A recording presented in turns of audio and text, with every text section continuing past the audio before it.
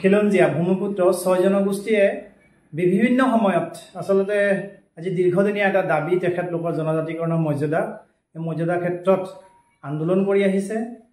সমান্তৰালভাৱে দেখা গৈছিল যে আজি কিছুদিনৰ পূৰ্বে ডিব্ৰুগড় জিলাৰ তিনচুকীয়া জিলাৰ আচলতে যি মৰাণ জনগোষ্ঠী আছিল মৰাণ জনগোষ্ঠীৰ লোক স্বতঃস্ফূৰ্তভাৱে তাত বৃদ্ধৰ পৰা বৃদ্ধালৈকে পুৰুষ মহিলা যুৱক যুৱতী ছাত্ৰ ছাত্ৰী সকলোৱে স্বতঃস্ফূৰ্তভাৱে ৰাজপথলৈ ওলাই আহিছিল তেখেতলোকৰ নিজৰ যিটো ন্যায্য দাবী আছে যি জনগোষ্ঠীৰ মৰ্যাদা এই জনগোষ্ঠীৰ মৰ্যাদা বিচাৰি আচলতে ৰাজপথত তেখেতলোকে সংগ্ৰাম কৰিবলগীয়া হৈছিল তাৰ পিছতে দেখা গৈছিল যে নামনি অসমৰ ধুবুৰী গোলকগঞ্জ জিলাত যিসকল আমাৰ খিলঞ্জীয়া ভূমিপুত্ৰ কোচ ৰাজবংশী জনসাধাৰণ আছে কোচ ৰাজবংশী ছাত্ৰ সন্থাৰ উদ্যোগত স্বতঃস্ফূৰ্তভাৱে ধুবুৰীৰ গোলকগঞ্জতো তেনেধৰণে তেখেতলোকে নিজৰ জনজাতিকৰণ বিচাৰি প্ৰতিবাদ কৰিবলৈ বাধ্য হ'ল আৰু সেই প্ৰতিবাদ গণতান্ত্ৰিক আছিল কিন্তু গণতান্ত্ৰিক প্ৰতিবাদত দেখা গৈছিল যে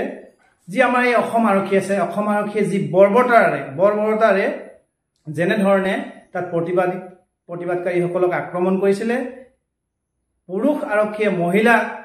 জনসাধাৰণক মহিলা প্ৰতিবাদকাৰীক আক্ৰমণ কৰিছিল বৰ্বৰভাৱে লাঠি প্ৰহাৰ কৰিছিল গতিকে আমি এই যি কোচ ৰাজবংশী প্ৰতিবাদকাৰীসকলৰ যি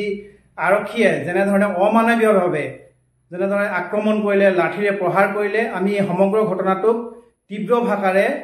সদৌ জলা ছাত্ৰ সন্থা তৰফৰ পৰা আমি তীব্ৰ ভাষাৰে গৰিহণা আৰু নিন্দা আৰু ধিক্কাৰ জনাইছোঁ আৰু ইয়াৰ লগতে আমি এটা দাবী উত্থাপন কৰিব বিচাৰিছোঁ যিহেতু এই ধুবুৰী গোলকগঞ্জৰ জিলাত পুৰুষ আৰক্ষীয়ে মহিলা প্ৰতিবাদকাৰীক যেনেদৰে লাঠিৰ কোব চলাইছিলে নিৰ্মমভাৱে প্ৰহাৰ কৰিছিলে তাত যিসকল আৰক্ষী বিষয়া কনিষ্টবল আছে আৰক্ষী জোৱান আছে তেখেতলোকক উচিত তদন্ত কৰি নিৰপেক্ষ তদন্ত কৰি সেইসকল আৰক্ষী বিষয়াসকলক বৰখাস্ত নহয় তেখেতলোকক চাকৰিৰ পৰা বৰখাস্ত কৰিব লাগে নিলম্বন নহয় বৰখাস্ত কৰিবৰ কাৰণে আমি সদৌ জলা ছাত্ৰ সন্থাৰ তৰফৰ পৰা আমি অসমৰ মুখ্যমন্ত্ৰী হিমন্ত বিশ্ব শৰ্মাক আমি এই দাবী উত্থাপন কৰিলোঁ আৰু লগতে আমি মুখ্যমন্ত্ৰী ডাঙৰীয়াক এটা কথা ক'ব বিচাৰোঁ যিহেতু ধুবুৰী জিলাৰ যিগৰাকী SSP আৰক্ষী অধীক্ষক লীনা দলে নেতৃত্বত গোটেই অসম আৰক্ষী তাত আচলতে প্ৰতিবাদকাৰীক আচলতে ছত্ৰভংগ দিয়াবৰ কাৰণে চেষ্টা কৰিছিল কিন্তু তেনে গণতান্ত্ৰিক প্ৰতিবাদৰ মাজত তেনে কি ধৰণৰ বিক্ষিপ্ত ঘটনা ঘটিলে যে আচলতে তেখেতলোকক এনেধৰণে লাঠিৰে প্ৰহাৰ কৰিবলগীয়া হ'ল আঘাতপ্ৰাপ্ত হৈছে বহুত প্ৰতিবাদকাৰী গতিকে ধুবুৰীৰ SSP আৰক্ষী অধীক্ষক লীনা দলেকো তদন্তৰ আওতালে আনি এই যি আচলতে তাত নিৰ্মমভাৱে যি প্ৰহাৰ কৰা হ'ল এই প্ৰতিবাদকাৰীসকলৰ ওপৰত ইয়াৰ এটা উচিত তদন্ত হ'ব লাগিব নিৰপেক্ষ তদন্ত হ'ব লাগিব তাত যাতে কোনো আৰক্ষীয়ে হওক বা দুষ্ট চক্ৰই হওক যদি কাৰোবাৰ উচতনিটো কৰিছে কোনো ৰাজনৈতিক যদি তাত ষড়যন্ত্ৰ আছে এই সকলোবিলাক নিৰপেক্ষ তদন্ত কৰি কোনো যাতে আইনৰ সুৰঙাৰে বাচি যাব নোৱাৰে তাৰ এটি ব্যৱস্থা ল'বৰ কাৰণে আমি সদৌ জলা ছাত্ৰ সন্থাৰ তৰফৰ পৰা দাবী জনালোঁ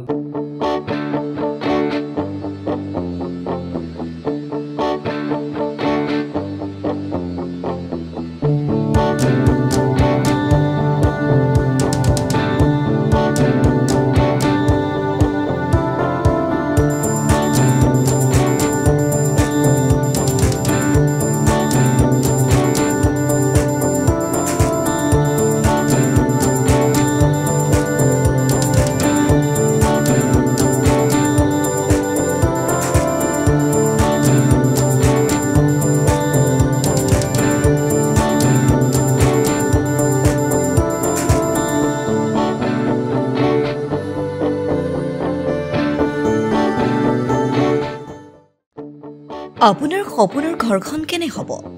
আপোনাৰ সন্তান আৰু আপোনজনৰ সৈতে কেনেদৰে কটাব আপোনাৰ আজৰি সময় এই সকলোবোৰ সমস্যাৰ সমাধান লৈ শুভম গ্ৰুপে আপোনাৰ বাবে লৈ আনিছে আপোনাৰ সপোনৰ ঘৰখন 362টা ফ্লেটযুক্ত শুভম গাৰ্ডেনৰ সফল নিৰ্মাণৰ পাছতে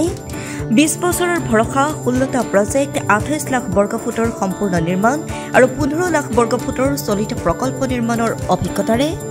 যোৰহাটত শুভম গ্ৰুপে নিৰ্মাণ কৰিছে দ্বিতীয়টো প্ৰজেক্ট শুভম পাৰ্ক অত্যাধুনিক সা সুবিধাৰে নিৰ্মিত শুভম পাৰ্কত আপোনাৰ আৰু আপোনাৰ সন্তানৰ বাবে থাকিব club, badminton court, community hall, kids play area, splash pool আৰু জিম ক্লাব। প্ৰতিটো ব্লকত থাকিব 2.5 BHK, 3 BHK, 3.5 BHK ফ্লেট। লগতে থাকিব আপোনাৰ আৰু আপোনাৰ আপোনজনৰ প্ৰাপ্তিৰ সাহী। আজিয়ে বুক কৰক আপোনাৰ সপোনৰ ঘৰখন। যোগাযোগ কৰক 6003301010 নম্বৰত। আমাৰ ঠিকনা সোণাৰীগাঁও, তৰজান, যোৰহাট 785001। 6000ৰো অধিক বাসিন্দাৰ ভৰসা শুভম গ্ৰুপ।